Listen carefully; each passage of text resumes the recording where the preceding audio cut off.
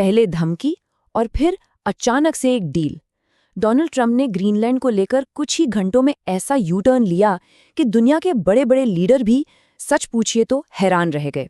तो चलिए आज समझते हैं कि इस बर्फीले द्वीप को लेकर आखिर ये पूरा जियोपॉलिटिकल ड्रामा था क्या। तो देखिए, कहानी शुरू होती है एक सीधी चेतावनी से। एक बहुत बड़े समिट से ठीक पहले राष्ट्रपति ट्रंप ने अपने यूरोपीय सहयोगियों को साफ साफ कह दिया कि अगर उन्होंने ग्रीनलैंड पर अमेरिकी प्लान में साथ नहीं दिया तो फिर उन्हें भारी टैरिफ झेलने पड़ेंगे। और फिर कुछ ही घंटों के अंदर सब कुछ पलट गया। ट्रंप ने ऐलान किया कि एक डील हो गई है, मतलब एक ऐसी डील जिसके बारे में शायद यूरोपीय नेताओं को खुद भी कोई खबर नहीं थी। तो सवाल यही है कि आखिर पर्दे के पीछे हुआ क्या। तो ये समझने के लिए कि ये टकराव आखिर हुआ ही क्यों, हमें थोड़ा सा पीछे जाना होगा। देखिए, ये सब कुछ अचानक नहीं हुआ। इसकी जड़ें ग्रीनलैंड की लोकेशन और उसके लगातार बढ़ते स्ट्रेटेजिक इंपॉर्टेंस में छिपी हैं। आर्कटिक में आप कह सकते हैं एक नया ग्रेट गेम शुरू हो चुका है और ग्रीनलैंड ठीक उसके सेंटर में है। ट्रंप का तर्क सीधा था कि इस इलाके को रूस और चीन जैसे प्रतिद्वंदियों से सिर्फ और सिर्फ अमेरिका ही सुरक्षित रख सकता है और इसके लिए ग्रीनलैंड पर अमेरिकी नियंत्रण होना बेहद जरूरी है। तो हुआ ये कि जब यूरोपीय देशों ने अपनी मौजूदगी दिखाने के लिए ग्रीनलैंड में मिलिट्री एक्सरसाइज शुरू की, तो ट्रंप का जवाब एकदम सीधा और सख्त था। अपने ही सबसे करीबी नेटो सहयोगियों पर आर्थिक हमला, यानी कि टैरिफ की सीधी धमकी। लेकिन हुआ क्या कि ट्रंप की इस धमकी का असर बिल्कुल उल्टा पड़ गया। डरने की बजाय पूरा का पूरा यूरोप एक साथ खड़ा हो गया और उसने एक ऐसा पलटवार किया जिसकी उम्मीद शायद किसी को भी नहीं थी। यूरोपियन पार्लियामेंट ने एक बहुत ही बड़ा कदम उठाया। उन्होंने अमेरिका के साथ एक विशाल बहुत बड़ी ट्रेड डील को ही सस्पेंड कर दिया।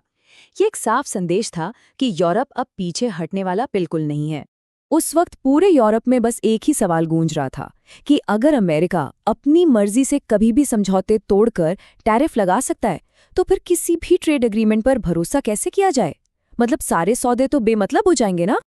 और इसी तनाव भरे माहौल के बीच स्विट्जरलैंड के दावोस में कहानी ने एक बिल्कुल नया मोड़ लिया। वर्ल्ड इकोनॉमिक फोरम में एक तीखे भाषण के ठीक बाद ट्रंप ने अचानक ऐलान कर दिया कि एक बड़ी सफलता हाथ लगी है। ट्रंप का दावा था कि नेटो के सेक्रेटरी जनरल के साथ एक समझौता हो गया है, पर कमाल की बात ये थी कि कोई कागज, कोई डिटेल, कुछ भी पब्लिक नहीं किया गया। हर कोई बस अंदाजा ही लगा रहा था कि इस सीक्रेट डील में आखिर है क्या।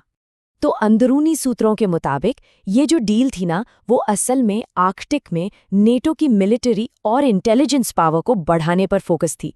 मकसद साफ था, रूस और चीन को काउंटर करना और ट्रंप की जो सुरक्षा चिंताएं थीं उन्हें दूर करना।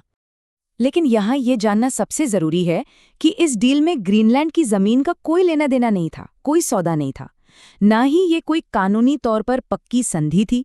ये बस आप कह सकते हैं कि एक तरह की आपसी समझ थी, कोई ठोस एग्रीमेंट नहीं। और देखिए, इसी अस्पष्टता का फायदा दोनों ही पक्षों ने उठाया। ट्रंप ने इसे अपनी सुरक्षा जीत बताया, कहा कि उन्होंने आर्कटिक को सुरक्षित कर लिया है। वहीं दूसरी तरफ यूरोप ने कहा कि उन्होंने डेनमार्क की संप्रभुता को बचा लिया। तो एक तरह से दोनों के लिए ये एक विन विन सिचुएशन जैसी बन गई। पर असल में ये पूरा एपिसोड किसी एक देश या एक डील के बारे में है ही नहीं। ये एक बहुत बड़े बदलाव का संकेत है। दुनिया की जियोपॉलिटिक्स का जो सेंटर है वो अब धीरे धीरे धरती के सबसे उत्तरी कोने यानी आर्कटिक की तरफ खिसक रहा है। तो इस पूरे ड्रामे का निचोड़ क्या है? निचोड़ ये है कि इसने 3 खतरनाक ट्रेंड्स को दुनिया के सामने ला दिया है। पहला, आर्कटिक में बढ़ती होड़। दूसरा, पश्चिमी देशों के गठबंधनों का कमजोर होना। और तीसरा, अंतर्राष्ट्रीय कानूनों का लगातार कमजोर पड़ना। तो यहाँ एक बहुत बड़ा सवाल खड़ा होता है, क्या हम पिघलते आर्कटिक पर लड़े जाने वाले एक नए कोल्ड वॉर की शुरुआत देख रहे हैं? ये एक सोचने वाली बात है। इस बारे में आपकी क्या राय है? हमें नीचे कमेंट्स में जरूर बताइएगा।